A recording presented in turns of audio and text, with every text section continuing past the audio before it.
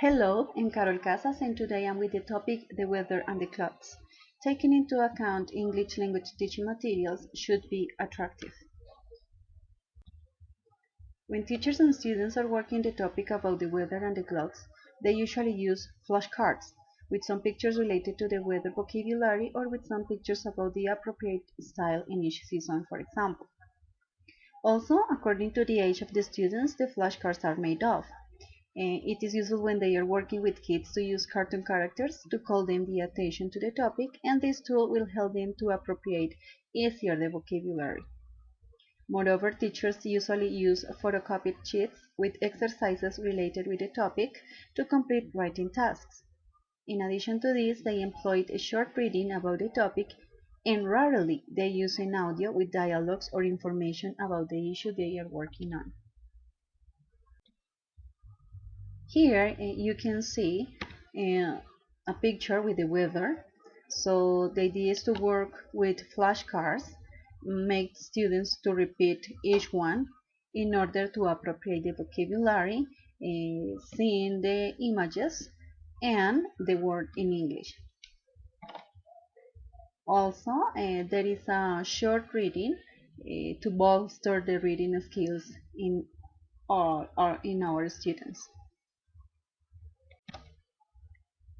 Here is the clothing.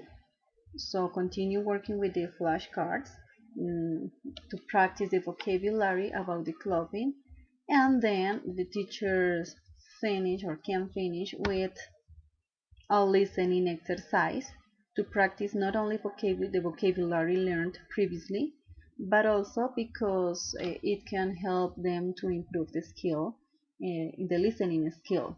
Remember that the listening skill is very important, and in schools, in public schools, they are not working frequently the audios, and that's why the lack of the ability in students. As a personal reflection, I have to follow. As far as I'm concerned, it's possible to teach and learn the four English skills in a lesson class. It consists in dividing the class time in order to give some time to develop and practice them. In addition to this, the use of the materials have to be according to each ability. For example, in the reading exercise, it must be according to the topic, level, and the age of the students to call them the attention. The audios must have a good quality sound and with a mild speed.